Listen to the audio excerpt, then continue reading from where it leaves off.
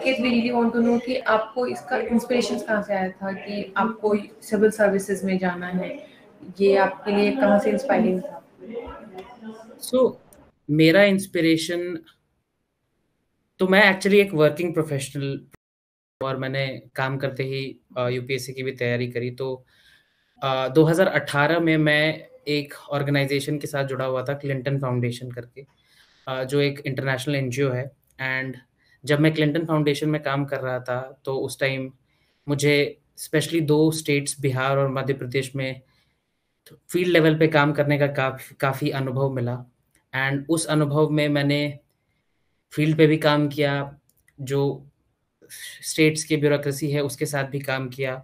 And उस time 2 NGO में भी हम लोग काफ़ी अच्छा काम कर रहे थे, बट मुझे उस टाइम रियलाइज़ हुआ कि इफ़ हमें स्केल्ड स्केल्ड लेवल पे इम्पैक्ट क्रिएट करना है तो working directly with the government, proactively with the government is the right option. And वहाँ से सिविल सर्विसेज के प्रति इच्छा जाहिर हुई और उसके बाद से मैंने प्रिपरेशन स्टार्ट करी।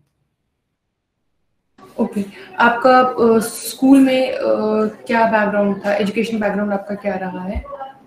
तो मैंने 12वीं तक की अपनी पढ़ाई बिहार के सासाराम नाम के एक शहर से की है। एंड उसके बाद मैं आईआईटी कानपुर चला गया और मैंने वहाँ से अपनी बीटेक करी है मटेरियल साइंस एंड इंजीनियरिंग में।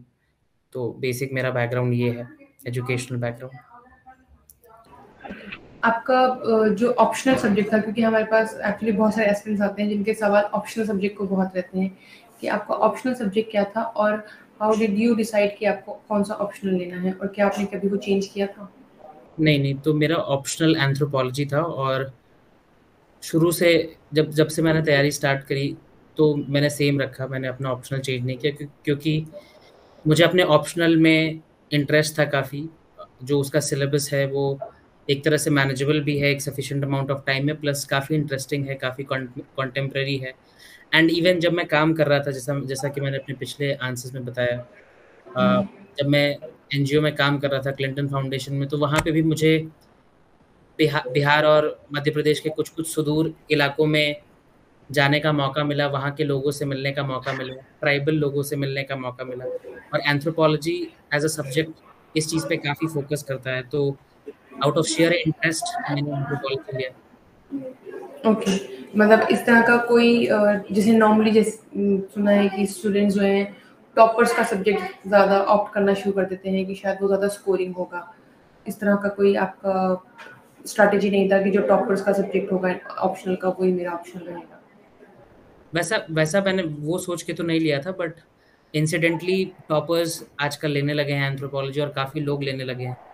तो बट वो डिसीजन लेने में उसकी बहुत ज़्यादा भूमिका नहीं थी। आपके रूटीन क्या था? आप कितने आवर्स पढ़ाई करते थे? क्योंकि आप कह रहे हैं आप जॉब के साथ आपने तैयारी की है, तो किस तरह से मैनेज किया आपने सब कुछ? तो मेरा जॉब, तो मैंने 2020 तक जॉब करी थी और फिर उसके बाद मैंने अराउंड 7-8 महीने का सबैटिकल लिया था और उसके बाद फिर से मैंने जॉब जॉइन करी थी। तो जब नॉर्मल जॉब के दौरान और अभी भी मैं सुबह का टाइम यूटिलाइज करता था, 6 बजे से 10 बजे तक का टाइम, 6 से 11 का टाइम, और फिर जॉब के बाद 8 के बाद का टाइम। एंड फिर सबैटिकल के दौरान मैं अराउंड 8 घंटे पढ़ता था। जब मैंने सबैटिकल लिया था तो अराउंड 8 घंटे पढ़ता था मैं। उससे ज़्यादा तो मैंने कभी पढ़ाई नहीं करी और मुझसे हो भी नहीं पाता था 8 घंटे से ज़्यादा।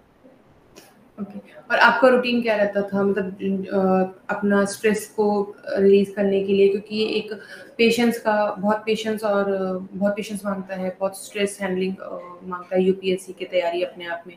तो इसमें आपका रूटीन, अपने आप को हेल्दी रखना, अपनी मेंटल हेल्थ का ध्यान रखना, अपने इमोशनल हेल्थ का ध्यान रखना, उस सबको आपने कैसे टैकल किया?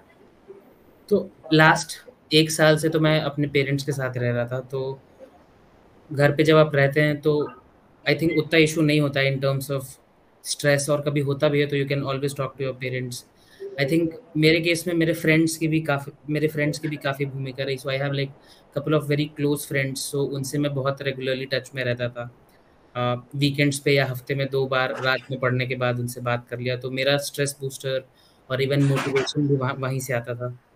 तो ये इस this is how I used to de-stress myself, talking to my parents, talking to my friends, और कभी-कभी मैं पॉडकास्ट सुन लिया करता था। तो this was my stress buster during the entire duration.